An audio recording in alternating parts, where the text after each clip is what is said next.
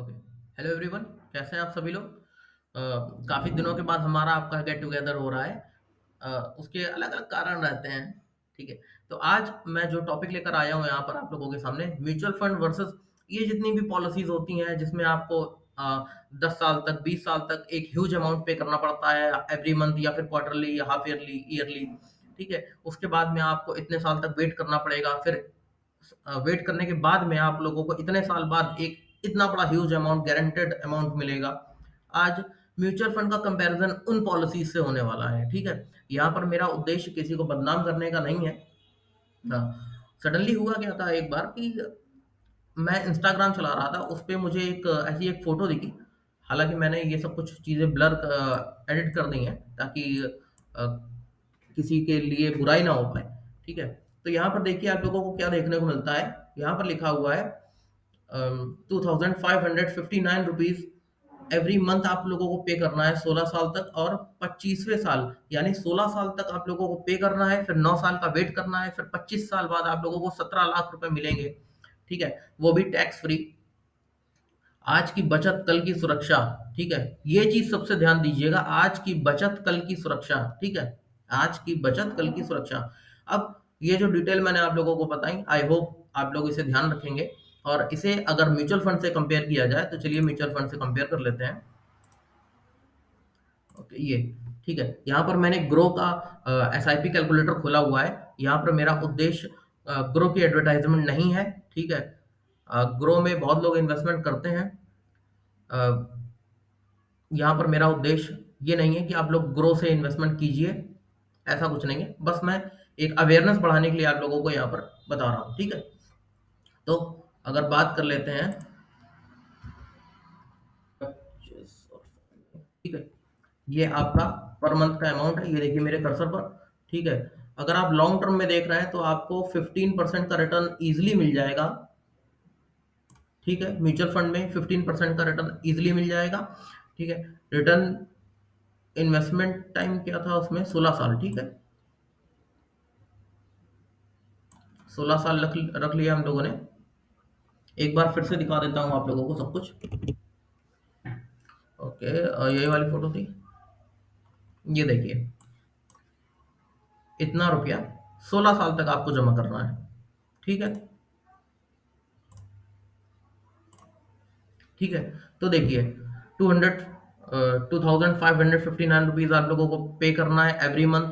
15% mutual fund का जो expected return होता है वो 16 साल तक आप लोगों को पे करना है। तो यहाँ पर ये जो डाटा बन के आया है हमारे सामने, वो क्या है?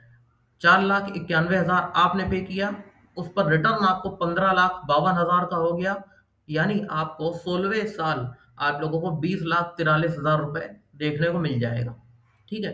16वें साल म्यूचुअल फंड आप लोगों को 20,43,000 रुपए दे रहा है, ठीक है? और ये जो मैंने एक फ़ोटो दिखाई आप लोगों को, ये आप लोगों को 25 साल बाद 17 लाख दे रहा था, ठीक है?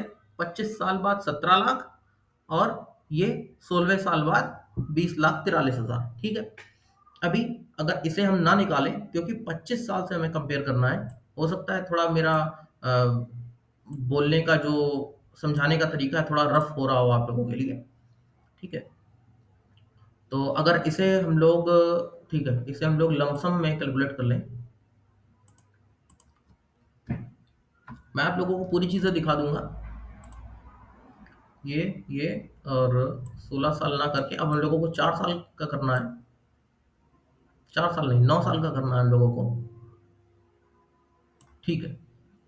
तो देखिए, आप लोगों को देखिए 20,43,855 रुपए अगर आपने नहीं निकाले और 9 साल और उसको पड़ा रहने दिया, जो कि पूरा 25 साल का आपका कवर हो जाएगा, ठीक है?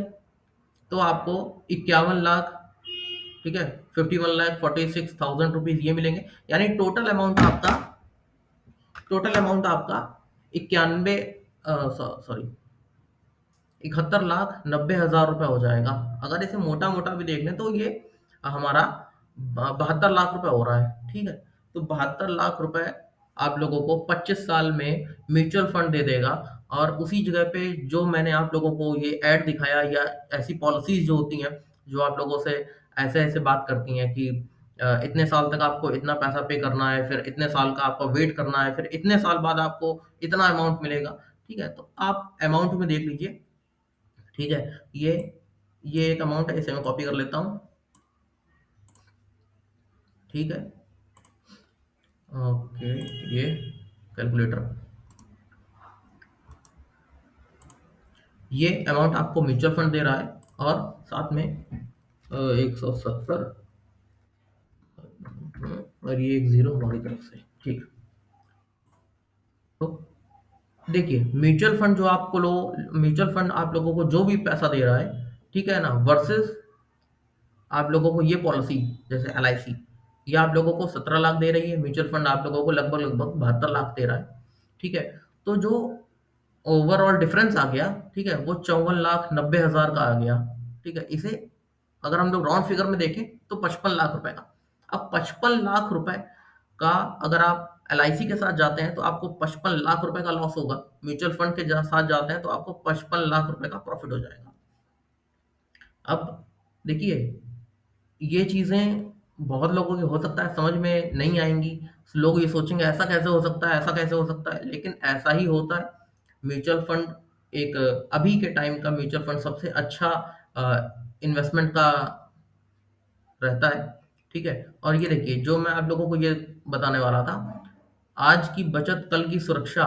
तो बचत बचत का मतलब होता है सेविंग्स, ठीक है ना? तो ये क्या हो रहा है, आज की बचत, ये आपका पैसा सेव हो रहा है, जो कि आप अपने घर पे भी अपनी गुल्लक में डाल के रखते हैं, ठीक है ना? वो क्या होता है, वो सेविंग हो जाता है। इन्वेस्टमेंट कुछ और होता है, इन्वेस्टमेंट म्यूचुअल फंड होता है, सेविंग एलआईसी होता है, सेविंग अकाउंट होता है, एफडी होता है, आरडी होता है। अगर इस अमाउंट, ये जो आप लोगों के सामने दिख रहा है, इसको मैं अगर कैलकुलेट करूं, रिटर्न को मैं परसेंटेज के हिसाब से निकालूं, तो 7% के आसपास इसका रिटर्न आएगा। 5% इन्फ्लेशन रेट है, ठीक है? तो आपको जो भी गेन हुआ है वो 2%, 2.5% के आसपास ही हुआ है, ठीक है? तो इसीलिए सेविंग्स को समझिए, इन्वेस्टमेंट को समझिए। यहाँ मेरा उद्देश्य एलआईसी को या जो भी ऐसी पॉलिसीज होता है किसी की बदनामी करने का नहीं है, ठीक है? आप लोगों को सिर्फ एक डिफरेंस समझाना है कि चीज़ों में डिफरेंस कैसे देखना है आप लोगों को। अगर देखा जाए तो देखिए, म्यूचुअल फंड है, वो एक कंप्लीट बुफे है, ठीक है? जिसमें आप लोगों को पनीर की सब्जी, मिक्स वेज और नान वगैरह सब, और स्वीट्स वगैरह सब है, ठीक है? और उसी जगह ये जो पॉलिसीज होती हैं, बहुत लोगों को बुरा लग जाएगा, लेकिन ये जो पॉलिसीज होती है, ये नमक रोटी है। तो अगर आपके पास में 700 रुपये है, ठीक है? तो आप 700 रुपये में या तो ये नमक रोटी खा सकते हैं, या तो 700 रुपये में आप ये पूरी प्लेट जो मिक्स वेज पनीर और ये सब है, ये सब खा सकते हैं। तो वो डिसीजन आपका रहेगा, ठीक है? अगर आपके पास बहुत ज़्यादा वेल्थ है तो हमेशा आप पनीर ही खाते रहेंगे तो उसमें पेट खराब हो जाएगा। तो कभी कभी आप लोगों को नमक रोटी भी खा लेनी चाहिए, ठीक है? तो क्या हो रहा है कि अगर आपके पास वेल्थ कम है, ठीक है, तो आप ऐसी जगह पे इन्वेस्ट कीजिए। अगर आपके पास अभी टाइम है, अभी आप यंग एज के हो, ठीक है, रिस्क एपेटाइट भी थोड़ा कम है, ठीक है, लोगों की निर्भरता आप पर थोड़ी कम है, तो फिर आप ऐसी जगह से ऐसी जगह पे इन्वेस्टमेंट कीजिए जहाँ पे आपको अच्छा रिटर्न मिल सके, ठीक है? सेविंग स्कीम्स वो पैसे को बचा के रखने के लिए होती हैं इन्फ्लेशन रेट से। महंगाई दर हमारे पैसे को खा ना जाए, इसलिए हम सेविंग स्कीम्स में इन्वेस्टमेंट कर देते हैं, ठीक है ना? सेविंग स्कीम्स में पैसा लगा देते हैं, लेकिन जब भी हम म्यूचुअल फंड वगैरह में इन्वेस्टमेंट करते हैं तो उसका उद्देश्य हमारे पैसे को बढ़ाना, यानी वेल्थ क्रिएशन से होता है। आई होप ये चीज़ें आप लोगों को समझ में आई होंगी।